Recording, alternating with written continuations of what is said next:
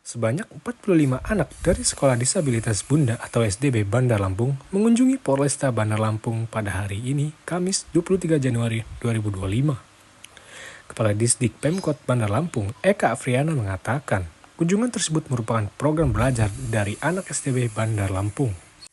Menurutnya, kegiatan belajar di Polresta Bandar Lampung merupakan program Sekolah Disabilitas Bandar Lampung yang pertama, yaitu pihaknya ingin mengajak anak-anak belajar keluar selain di rumah.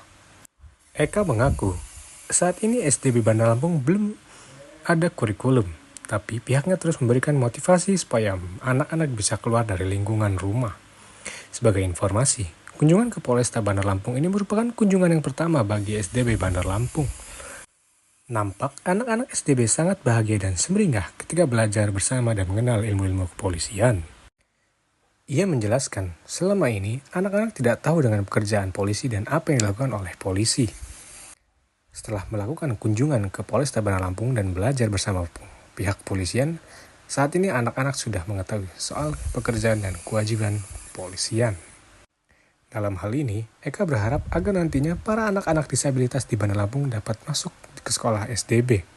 Diketahui, untuk masuk SDB tidak memerlukan biaya dan dapat menerima anak disabilitas yang berada di luar Bandar Lampung.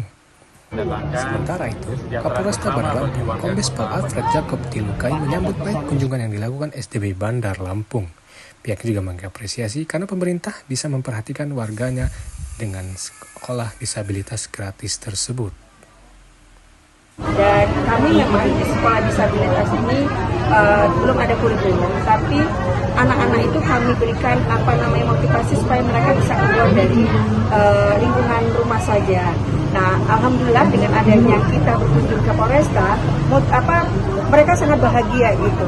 Dan mereka selama ini kan tidak pernah keluar, hanya di rumah saja dan tidak tahu namanya polisi itu apa. Dan alhamdulillah hari ini kita berkunjung ke Polresta Kota Bandar Lampung, langsung disambut oleh Pak Alfred dan anak-anak, orang tua juga sangat antusias.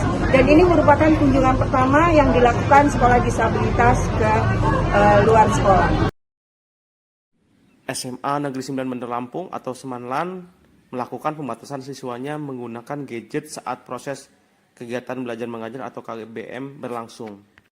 Kepala Semanlan Bandar Lampung, Linda Krisnawati, mengatakan pihaknya melakukan pembatasan tersebut agar siswa harus serius belajarnya. Pembatasan gadget tersebut sudah dilakukan pada 6 Januari tahun 2025. Pembatasan penggunaan gadget di SMA 9 ini kami mulai berlakukan itu pada tanggal 6 Januari 2025. Walaupun wacananya itu sebenarnya sudah lama, Mas. Tapi karena begitu banyak pertimbangan, akhirnya baru kami laksanakan pada tanggal 6 Januari ini. Gitu kan. Alhamdulillah setelah kami mengumpulkan HP anak-anak dalam proses pembelajaran itu, banyak hal yang positif yang kami lihat gitu kan, diantaranya anak-anak lebih fokus belajar, itu yang pertama. Kemudian anak-anak lebih bisa bersosialisasi, berinteraksi dengan teman-temannya. Kemudian yang berikutnya, anak-anak banyak bermain dengan teman-temannya permainan-permainan tradisional seperti congklak, kemudian senang ya. Selain proses belajar mengajar berjalan dengan baik, adalah anak-anak, hampir semua anak-anak di SMA 9 Bandar Lampung ini, mereka pada saat pelaksanaan sholat zuhur gitu kan, mereka semua ikut melaksanakan sholat zuhur, kecuali kami pagi hari guru yang jam pertama itu mengumpulkan HP anak-anak, masukkan ke box, kemudian HP itu disimpan ke lemari memang ada lemari penyimpanan di loker yang sudah kami siapkan. Nah, nanti HP itu akan dikembalikan ke siswa pada jam terakhir. Jadi guru yang mengajar jam terakhir mengambil lagi HP-nya di loker, mengajar seperti biasa, selesai mau pulang anak-anak baru HP-nya dibagikan. Itu selama sekolah? Tidak. Ketika memang ada guru yang membutuhkan penggunaan HP pada saat proses belajar mengajar diizinkan, tetapi guru tersebut harus meminta izin. Dan kemudian kalau ada orang tua siswa yang memang mereka butuh komunikasi dengan anaknya, maka mereka bisa, orang tua siswa itu bisa menghubungi wali kelasnya atau guru piket atau kontak person. Kontak person itu kita sudah kita berikan tempat call center gitu. Kali ini kita ada pemberitahuan dahulu kepada orang tua siswa termasuk kontak person yang bisa diberikan. Yang tadinya sebelumnya 15 menit sebelum proses belajar mengajar dimulai, tetapi karena adanya arahan dari Pak Menteri Pendidikan Dasar Menengah bahwa sekolah anak-anak itu kalau pagi hari harus melaksanakan senam anak Indonesia hebat, kemudian setelah itu dilanjutkan dengan menyanyikan lagu Indonesia Raya, dilanjutkan dengan berdoa.